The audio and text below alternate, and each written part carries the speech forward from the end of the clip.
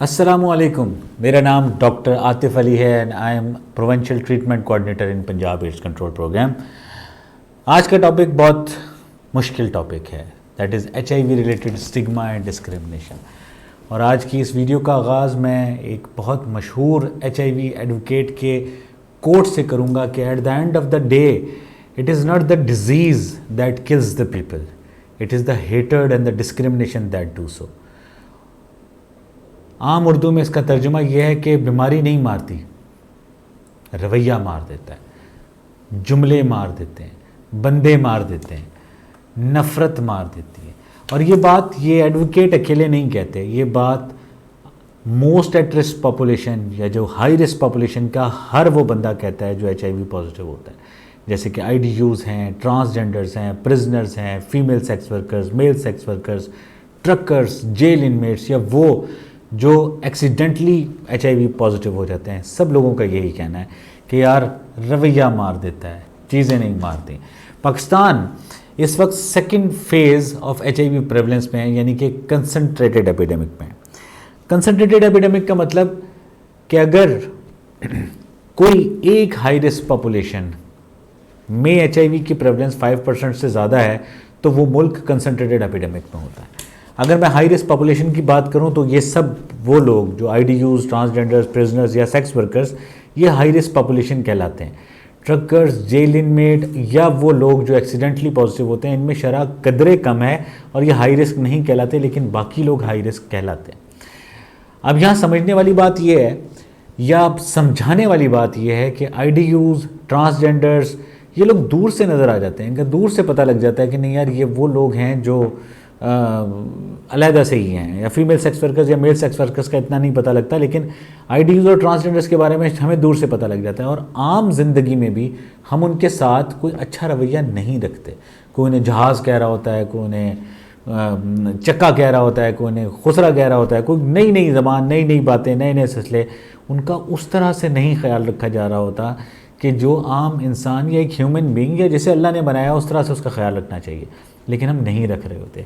और अगर खुदा न खास्ता सोने पे सुहागा अगर वो पॉजिटिव हो जाएं तो बात कहीं और चली जाती है। वो हेल्थ केयर सेटअप पे मौजूद हों, वो आम रूटीन की किसी काम में हो, उनके साथ डिस्क्रिमिनेटरी बिहेवियर होता है और ये हम एज ए कॉम कर रहे होते हैं। और इट इज़ टाइम कि हम उनका ख्याल रखें और वो हमारे साथ हैं, हम उन्हें साथ लेके चलेंगे। इस वक्त हाई रिस्क पॉपुलेशन में HIV की प्रेवलेंस ज़्यादा है और उन HIV पॉपुलेशन के और जो ये हाई रिस्क पॉपुलेशन है, इन लोगों के जो घर वाले हैं वो ब्रिजिंग पॉपुलेशन कहलाते हैं। और इस वक्त बड़ा खदशा है कि इस ब्रिजिंग पॉपुलेशन की वजह से कहीं HIV स्पिल होकर जनरल पॉपुलेशन में ना आ जाए। और यही वजह है कि प्रोग्राम अपनी सारी कोशिशें कर रहा है, सारी एफर्ट्स कर रहा है कि किसी भी तरीके से इस HIV के फैलने की शरह को यहीं रोक दिया जाए। और ये वीडियोज़ और ये सारी अवेयरनेस, ये सारे सिलसिले इसीलिए हैं कि सबको पता लगे, क्योंकि हमारा मोटिव है कि मर्ज से नफ़रत करनी है, मरीज़ से नफ़रत नहीं करनी।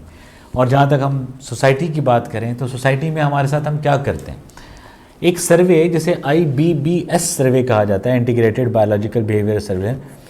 इस सर्वे के मुताबिक, जो पिछला सर्वे 2016-17 में हुआ है, इस सर्वे के मुताबिक जब मैं उसे डिटेल में देख रहा था या पढ़ रहा था तो मुझे पता लगा कि हम एज ए सोसाइटी क्या कर रहे हैं कि TGs के बारे में ये सर्वे जो आया उसमें उन्होंने कहा कि एवर ट्रिक्ड या lied into having sex without consent, 55% transgenders कहते हैं कि हमारे साथ ज़बरदस्ती सेक्स किया।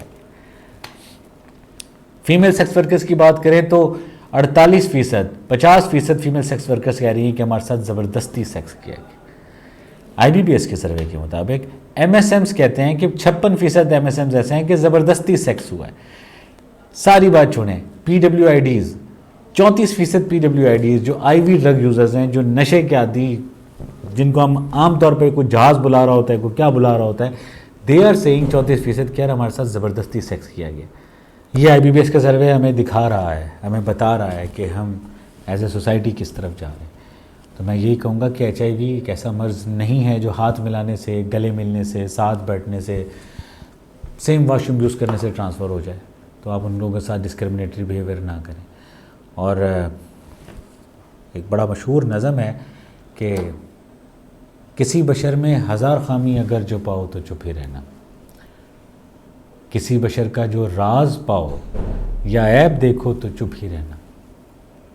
अगर मनादी को लोग आएँ, तुम्हें कुरेदें, तुम्हें मनाएं, तुम्हारी हस्ती के गीत गाएं और तुम्हें कहें कि बशर में देखी बुराइयों को बयान कर दो तो चुप ही रहना।